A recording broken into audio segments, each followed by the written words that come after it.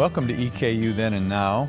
I'm your host, Paul Blanchard, and I retired recently after a 35-year career as a faculty member and administrator at Eastern. This series will focus on prominent EKU faculty, staff, and alumni who have had a meaningful involvement at Eastern during its history of more than 100 years. They will comment on what EKU has been like during its storied past, how it has changed, and what we might expect its future to hold. This month features Dominick Hart. Dominick and his wife Eileen are natives of Jersey City, New Jersey. As an undergraduate, Dominick attended St. Peter's College in the evenings while he worked full-time for the Metropolitan Life Insurance Company in New York City. He graduated with a degree in English in 1965 and immediately began graduate studies at the University of South Carolina, where he received his PhD. Dominick joined Eastern Kentucky University, as I did, in 1970. He achieved tenure and was promoted through the ranks to professor, and in 1986 was appointed chair of the Department of English, the largest department on campus, I guess. That's a position he held through 1999 when he was asked by President Bob Custra to serve as interim dean for the newly reconstituted College of Arts and Sciences. He served as interim dean until 2001 when, following a national search, he was appointed dean on a continuing basis. In the fall of 2003, Dominick, quote-unquote, retired from Eastern Kentucky University to accept the position as Dean of Arts and Sciences at St. Xavier University in Chicago. From 2005 until earlier this year, he served as provost at St. Xavier. This past June, Dominick retired for a second time when he left St. Xavier, and he and Eileen returned to their old Kentucky home here in Richmond. Eileen and Dominick have 3 children and 4 grandchildren. Dom, thank you so much for your willingness to be on EKU Then and Now. Thank you for having me, Paul. Glad to be here. And we go back a long time, as we talked about. Both came here in 1970 and both lived in Vickers Village. Vickers Village, which is no more, unfortunately. It isn't, and that always is sad when I go by there. Before you well, go ahead and tell us a little bit why you came to Eastern as a faculty member in the early 70s. Well, it was very fortuitous, my landing here. I was finishing up my graduate work at South Carolina. I didn't have a job.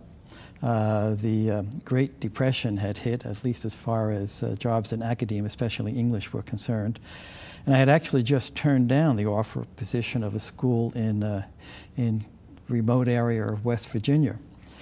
And sitting there wondering what I was going to do, and I went down to the office of a fellow graduate student, and he had just gotten a call from Kelly Thurman, who was then chair of the Department of English, offering him a position. And he, as it happened, had already taken a position at Tennessee Tech.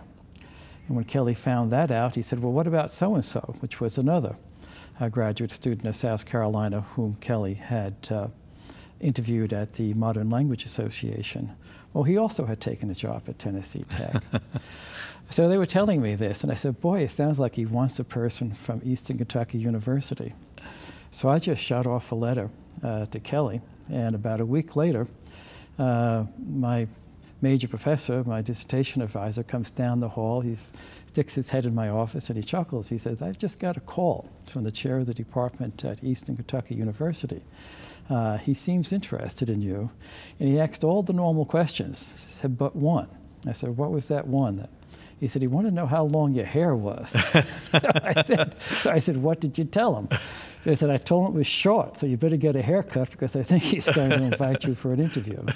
So I did. I went out and got a haircut, got invited up for the interview, was offered the position and gladly accepted, and was a happy member of this community for many years. I don't know if anybody watching this will know about Vickers Village. I suspect one or two might. How did you end up in Vickers Village? Do you have any memories? Tell the folks where that is, what that is, and.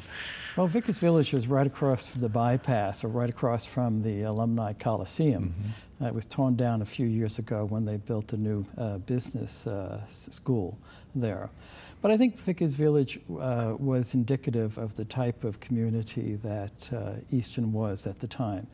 It was housing that the university provided for new faculty members. You know, salaries weren't high, and so those of us coming out of graduate school, especially those of us who had families, as you did and I did, you know, you had to stretch the buck.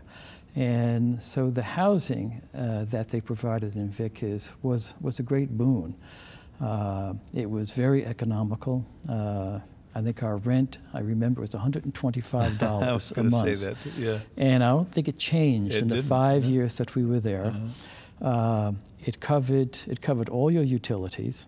It had two bedrooms, living room, dining room, bath. It was cinder block, but you kind of got used to the cinder block. It had lots of green space around it, so it was a wonderful place for the children to play. And you could walk to school. So I thought that it was reflective of the community spirit that was here at Eastern. At the time, the maximum amount of time you could live there was 5 years, and we took advantage of that. Mm-hmm. The one thing they frowned on, I recall, was that I think it was Colonel Alden Hatch was the director of housing. And he didn't like you to put up too many pictures because you had to drill holes in the cinder block. And then when you checked out, they would come around and they would see how many holes there were there, and they charged you a little bit of a fine for putting those holes in there. But I was told by people who had moved out before me that the thing to do was to take some toothpaste, you know, and plug it into all the little holes before you moved, and they wouldn't notice them. It'd be hard to So I used to tell people I expected that one day after a great rain, all of Vickers Village would melt into this great glob of toothpaste, but it never happened, and it lasted until a few years ago.